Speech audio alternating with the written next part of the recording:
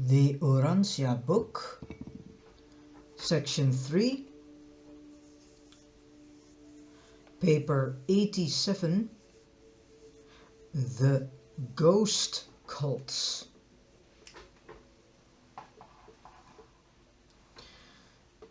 The ghost cult evolved as an offset to the hazards of bad luck. Its primitive religious observances were the outgrowth of anxiety about bad luck and of the inordinate fear of the dead.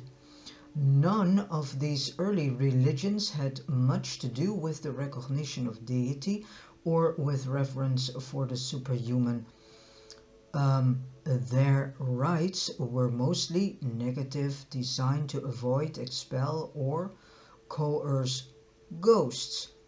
The ghost cult was nothing more nor less than insurance against disaster. It had nothing to do with investment for higher and future returns. And this is why you still read in the Bible about the Holy Ghost. How can a ghost be holy? But people do not ask questions about the Bible. Man has had a long and bitter struggle with the ghost cult. Nothing in human history is designed to excite more pity than this picture of man's abject slavery to ghost spirit fear. With the birth of this very fear, mankind started on the upgrade of religious evolution.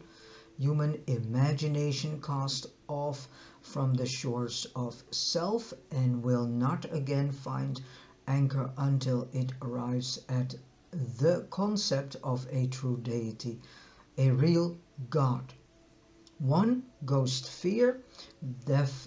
Death was feared because death meant the liberation of another ghost from its physical body.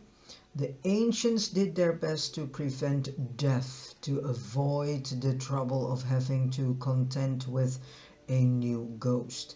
They were always anxious to induce the ghost to leave the scene of death, to embark on the journey to Deadland. The ghost was feared most of all during the supposed transition period between its emergence at the time of death and its later departure for the ghost homeland, a vague and primitive concept of pseudo-heaven. The primitives feared sickness because they observed it was often a harbinger of death. If the tribal medicine man failed to cure an afflicted individual, the sick man was usually removed from the family hut, being taken to a smaller one or left in the open air to die alone. A house in which death had occurred was usually destroyed. If not, it was always avoided, and this fear prevented early men from building substantial dwellings. It also militated against the establishment of permanent villages and cities. Contagion from the corpse substantiated the fear of the dead, and all peoples at one time or another have employed elaborate purification ceremonies designed to cleanse an individual after contact with the dead. The ancients believed that light must be provided for a corpse, and a dead body was never permitted to remain in the dark. In the 20th century, candles are still burned in death chambers, and men still sit up with the dead. So-called civilized man has hardly yet completely eliminated the fear of dead bodies from his philosophy of life. Um, the sexes often exchanged clothes in order to deceive the ghost. Mourning costumes were designed to disguise survivors later on to show respect for the dead and thus appease the ghosts. And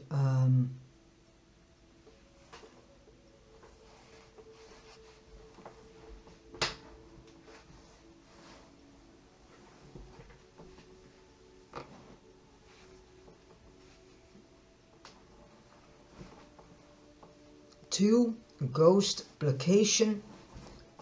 In religion, the negative program of ghost placation long preceded the positive program of spirit coercion and supplication. The first acts of human worship were phenomena of defense, not reverence. Modern man deems it wise to insure against fire, so the savage sought and thought it better, and so the savage thought it the better part of wisdom to provide insurance against ghost bad luck.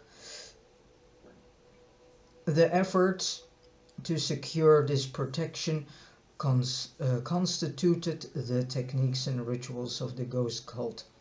And it could be that insurances as we know them today could be rooted in all this, and that the modern insurances are actually something that comes out of this ghost cult. The funeral service originated in man's effort to induce the ghost soul to depart for its so-called future home, and the funeral sermon was originally designed to instruct the new ghost how to get there.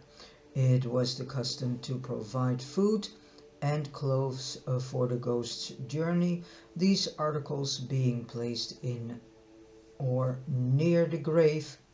The savage believed that it required from 3 days that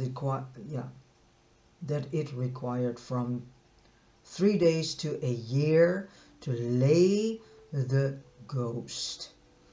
To get it away from the vicinity of the grave, the Eskimos still believe that the soul stays with the body 3 days.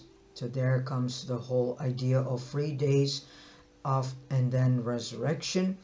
What we read about in the Bible, that is why this is so important, to get a deeper understanding of where things are actually coming from what mindset is that stemming from. So now we know. Silence or mourning was observed after a death so that the ghost would not be attracted back home. Self-torture - wounds was a common form of mourning. Many advanced teachers tried to stop this, but they failed. Fasting and other forms of self-denial were thought to be pleasing to the ghosts. So now we know where this whole idea of fasting comes from. It's actually coming from this ghost cult. And fasting, and Jesus is very clear about that. And he says, why should you torment your soul, and why should you torment your body? Jesus never fasted. This whole idea described in the Bible about 40 days and nights of fasting, he never did that. He twice forgot to eat because he was in such a deep communion with the Father, with the Paradise Father, that he literally forgot to eat. But the rest of his life, he just ate and never fasted. Jesus has never done fasting. And when the apostles are asking this, then Jesus says, why should you take something old into something new? So that says enough. So we need to get a deeper understanding of where things are coming from and what the true basis is from where it started to develop.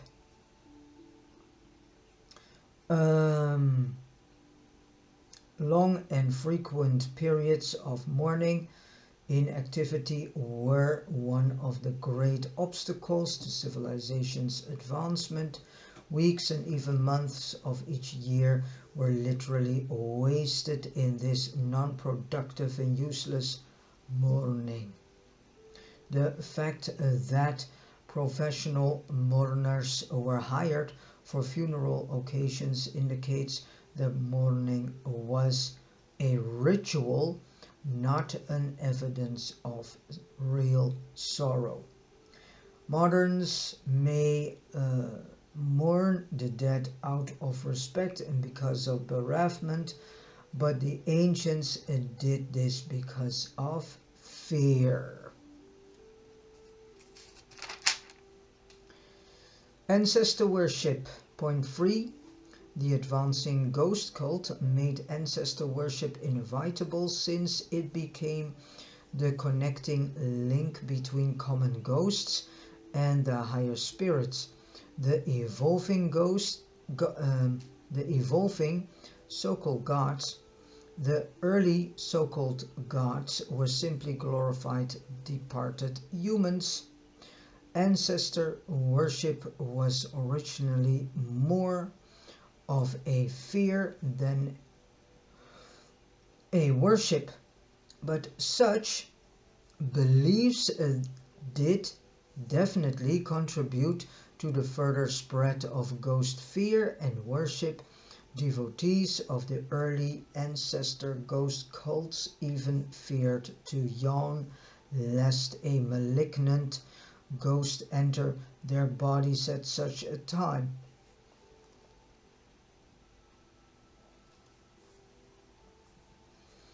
The custom of adopting children was to make sure that someone would provide offerings after death for the peace and progress of the soul. So adoption of children is ancient old, but the real background is far more sinister than it is nowadays. Although I truly believe that in some way, shape or form, these ancient customs are still, in some cases, still part of the reason why some people are adopting children.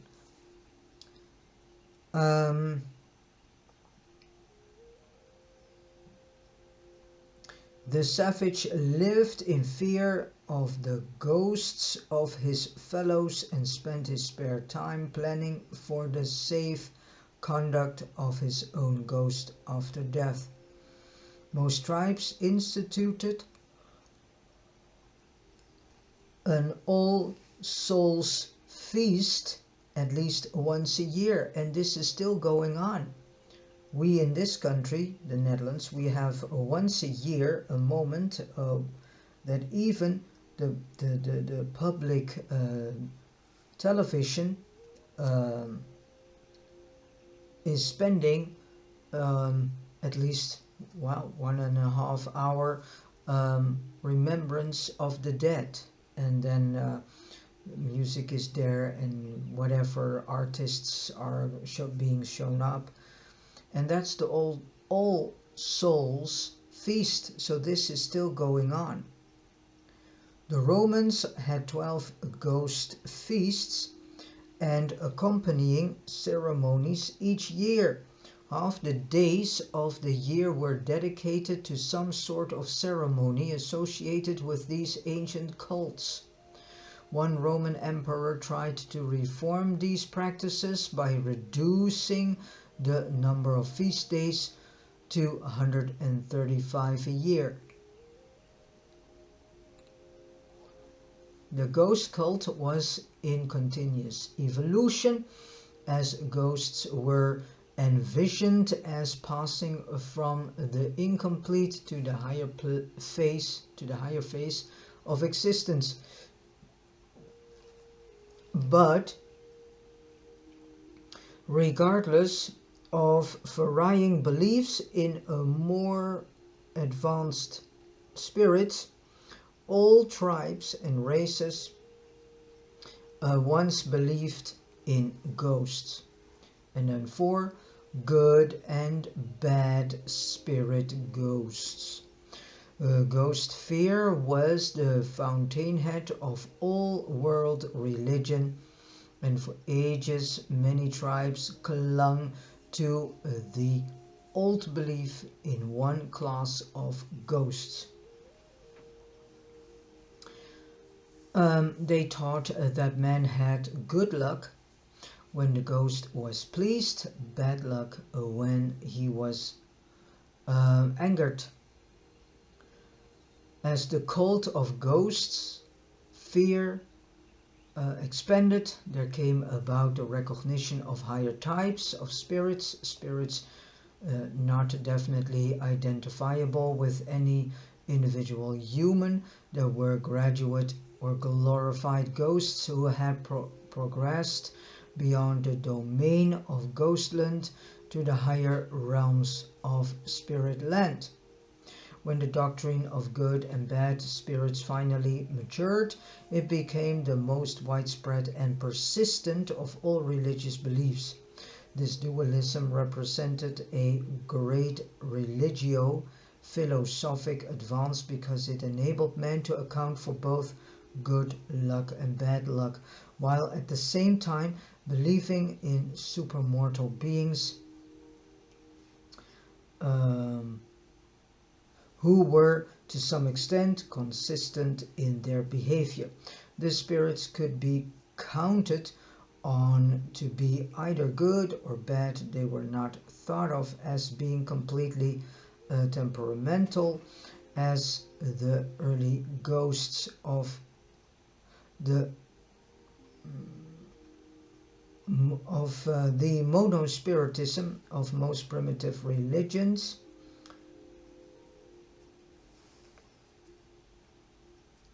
had been conceived to be.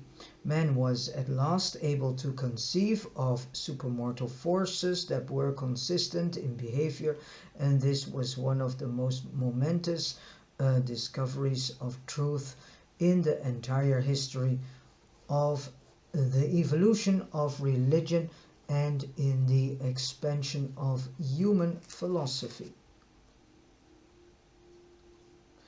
And then evolutionary religion has, however, paid a terrible price for the concept of dual spiritism. Man's early philosophy was able to reconcile spirit constancy with the vicissitudes of temporal fortune only by postulating two kinds of spirits and one good and the other bad. And while this belief did enable man to reconcile the variables of chance with a concept of unchanging supermortal forces, this doctrine has ever since made it difficult for religionists to conceive of cosmic unity. The so-called gods of evolutionary religion have generally been opposed by the forces of darkness. 5. The advancing ghost cult.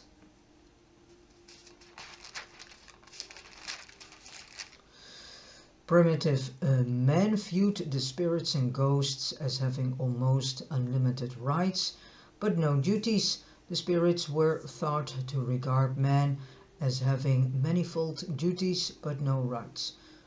The spirits were believed to look down upon man as constantly failing in the discharge of his spiritual duties. It was the general belief of mankind that ghosts levied a continuous tribute of service as the price of non-interference in human affairs.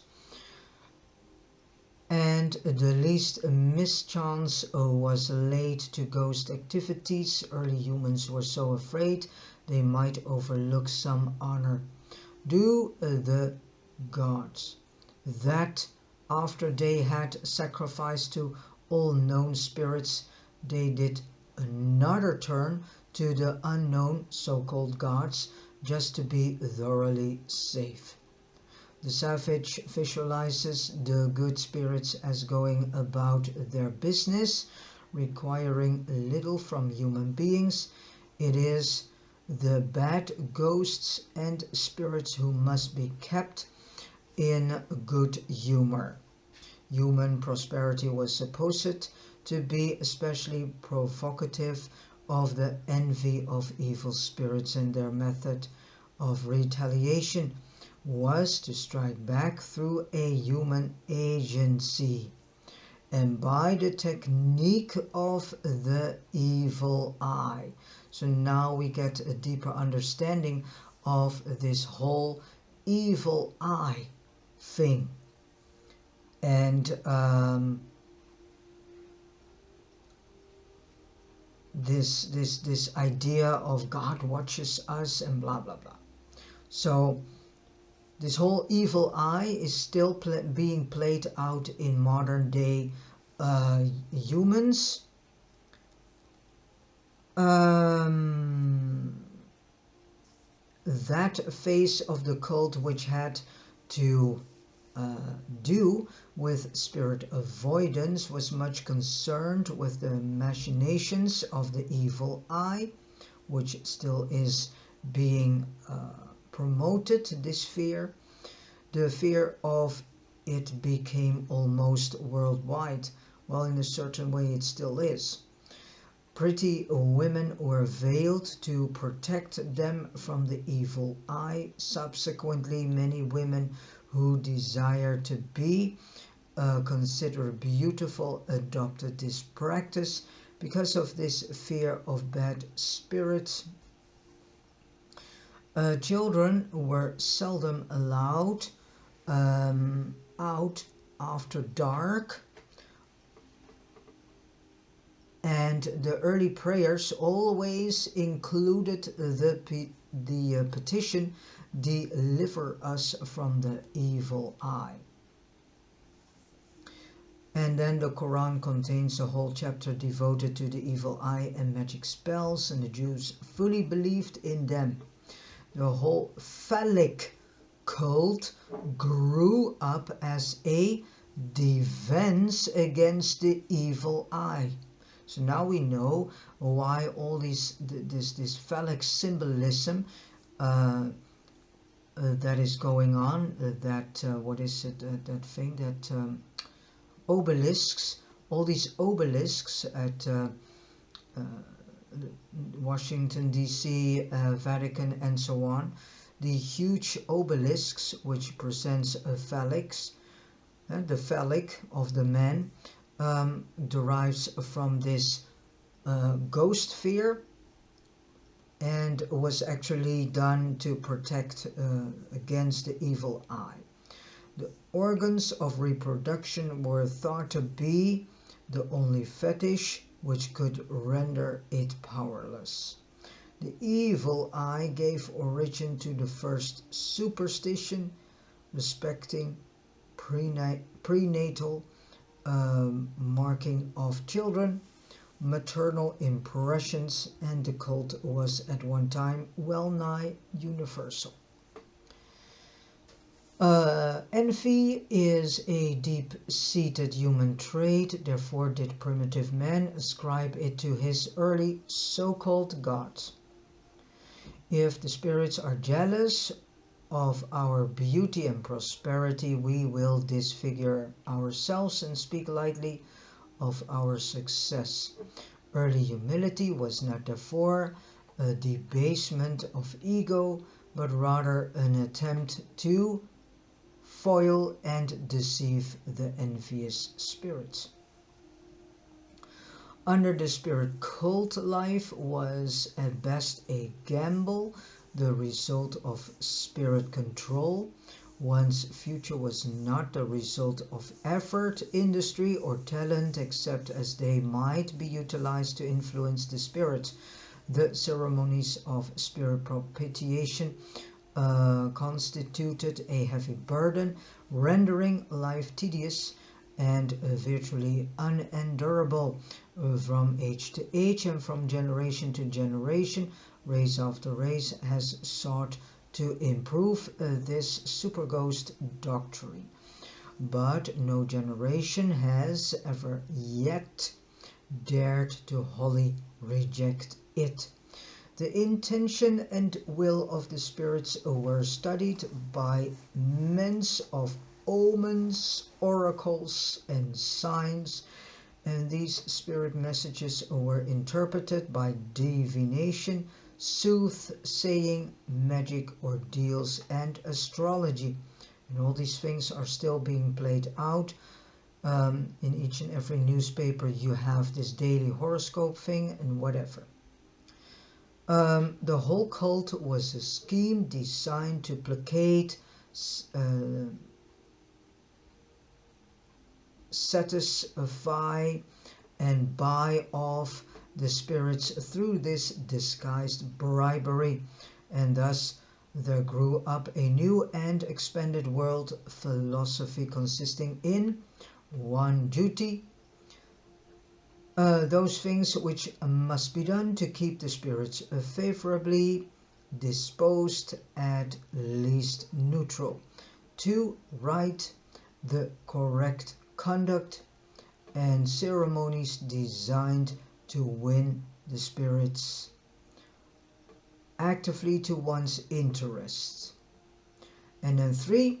Truth, the correct understanding of and attitude toward spirits and hence toward life and death. It was not merely out of curiosity that the ancients sought to know the future. They wanted to dodge ill luck. Divination was simply an attempt to avoid trouble, and during these times dreams were regarded as so-called prophetic, while everything out of the ordinary was considered an omen. Even today the civilized races are cursed with the belief in signs, tokens, and other superstitious remnants of the advancing ghost cult of old. Point 6. Coercion and exorcism. When men believed in ghosts, only religious ritual was more personal, less organized. But the recognition of higher spirits necessitated the employment of higher spiritual methods.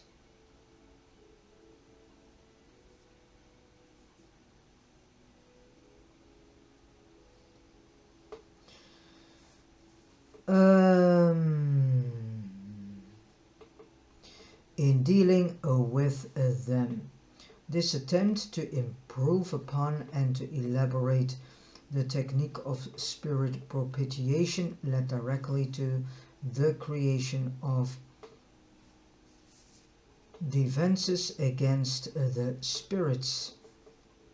Man felt helpless indeed before the uncontrollable forces operating in terrestrial life, and his feeling of inferiority drove him to attempt to find some compensating adjustment, some technique for evening the odds in the one-sided struggle of man versus the cosmos.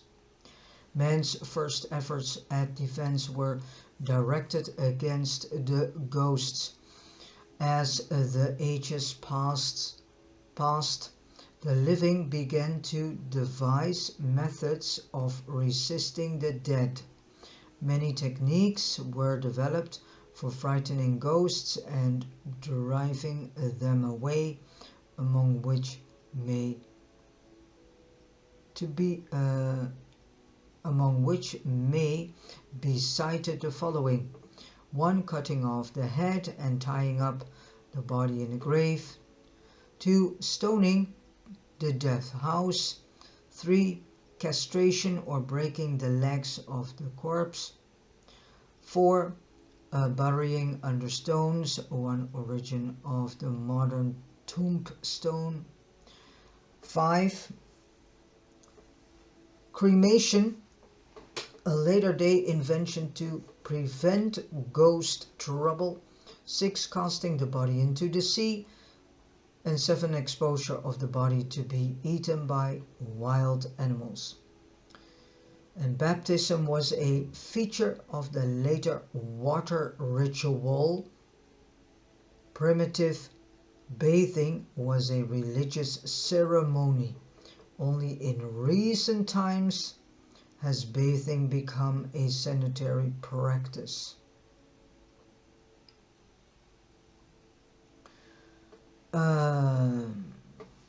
Water was regarded as the best protection against ghosts. Holy water was superior to all other forms. Water in which the priests had washed their feet. Both fire and water were believed to constitute impossible barriers to ghosts.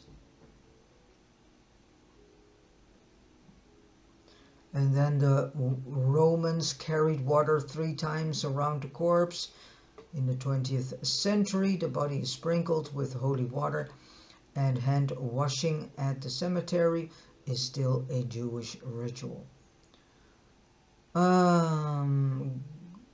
Ghosts were supposed to be disturbed and frightened by noise, shouting, bells, and drums to drive them away from the living.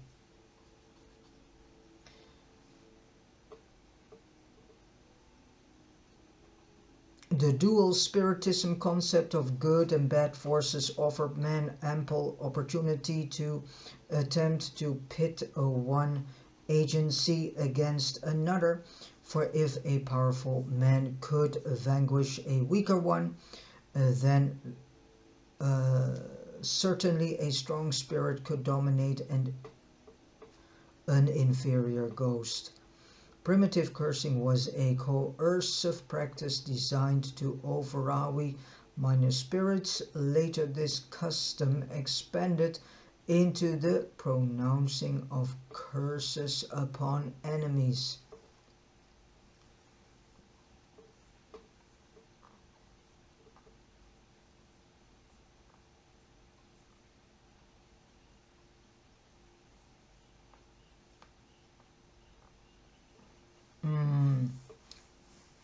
You address one another in common everyday language, but when you engage in prayer, you resort to the older style of another generation, the so-called solemn style.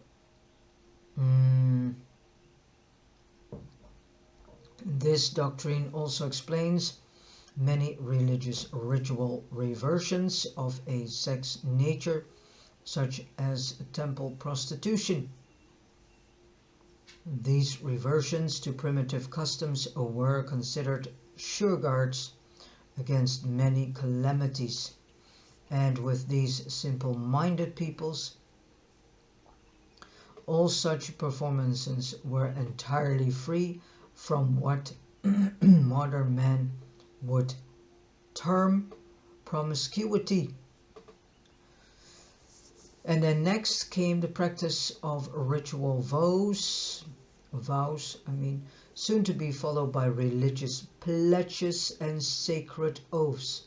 Most of these oaths were accompanied by self-torture and self-mutilation, later on by fasting and prayer. Self-denial was subsequently looked upon as being a sure coercive.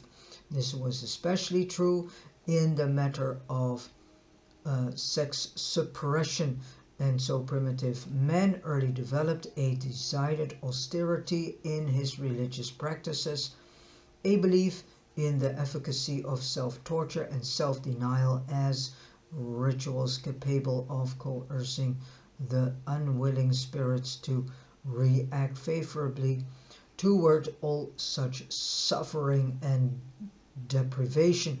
So fasting is a form of deprivation and suffering. You are tormenting your soul, you are tormenting your body. And the longer you torment your soul, the longer you fast, the longer torment your soul has to undergo, and the longer the body has to undergo torment.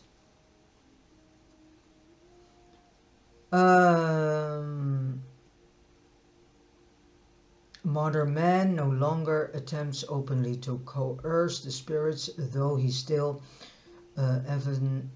evinces a disposition to bargain with Deity, and he still swears, knocks on wood, crosses his fingers, and follows expectoration with some trite phrase. Once it was a magical formula. The nature of cultism. Point 7. The cult type of social organization was persisted because it provided a symbolism for the preservation and stimulation of moral sentiments and religious loyalties.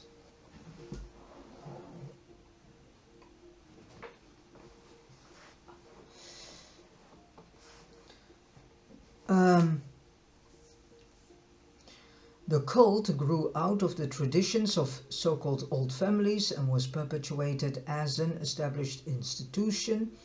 All families have a cult of some sort. Every inspiring ideal grasps for some perpetuating symbolism, seeks some technique for cultural manifestation which will ensure survival and augment realization, and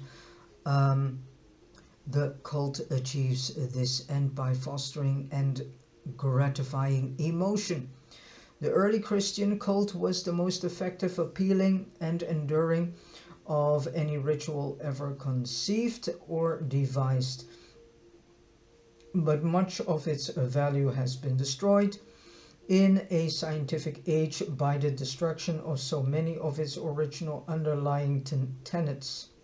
The Christian cult has been devitalized by the loss of many fundamental ideas in the past. Truth has grown rapidly and expanded freely when the cult has been elastic. The symbolism, expansile, abundant truth, and adjustable cult have favored rapidity of social progression. A meaningless cult vitiates religion when it attempts to supplant philosophy and to enslave reason. A genuine cult grows. Regardless of the drawbacks and handicaps, every new revelation of truth has given rise to a new cult, and even the restatement of the religion of Jesus must develop a new and appropriate symbolism. Modern man must find some adequate symbolism for his new and expanding ideas, ideals, and loyalties. This announced symbol must arise out of religious living, spiritual experience, and so on. And this higher symbolism of a higher civilization must be predicated on the concept of the fatherhood of God and be pregnant with the mighty ideal of the brotherhood of man. So the old cults were too egocentric. The new one must be the outgrowth of applied love. The new cult must, like the old, foster sentiment, satisfy emotion, and promote loyalty, but it must do more. It must also facilitate spiritual progress, enhance cosmic meanings, augment moral values, encourage social development, and stimulate a high type of personal religious living. The new cult must provide supreme goals of living which are both temporal and eternal. social and spiritual.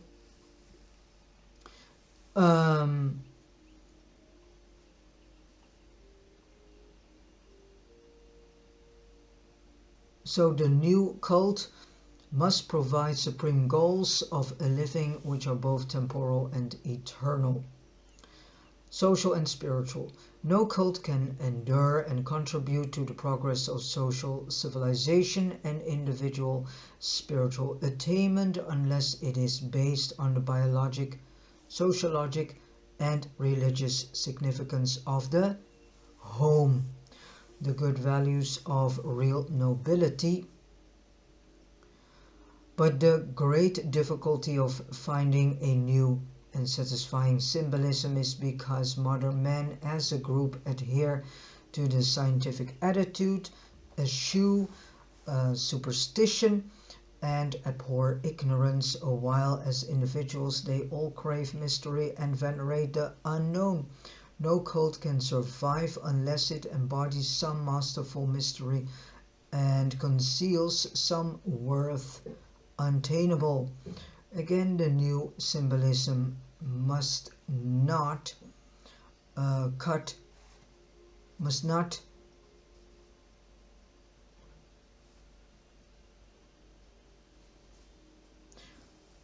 only be significant for the group, but also meaningful to the individual.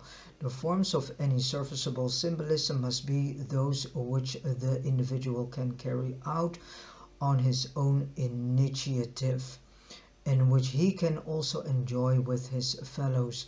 If the new cult could only be dynamic instead of static, it might really contribute something worthwhile to the progress of mankind, both temporal and spiritual.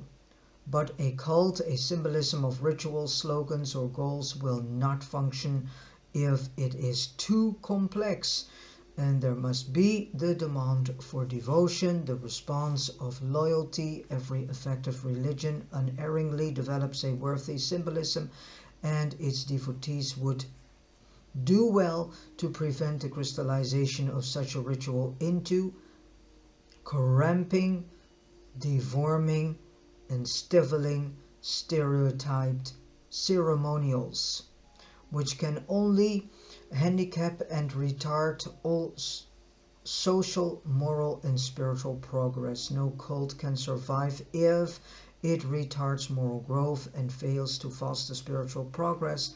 The cult is the skeletal structure around which grows the living and dynamic body of personal spiritual experience through religion. And that is true religion. True religion is based on an individualistic spiritual experience between the person, the individual, and the Paradise Father himself, as well as the spiritual things that it experiences in its daily, day-to-day life. Alright, with this said, I have come to the end of reading paper 87.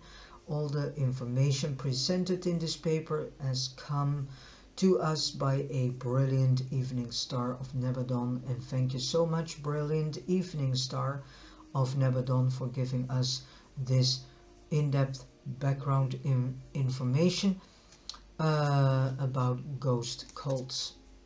Alright, thank you so much for listening to this audio video, and God bless you.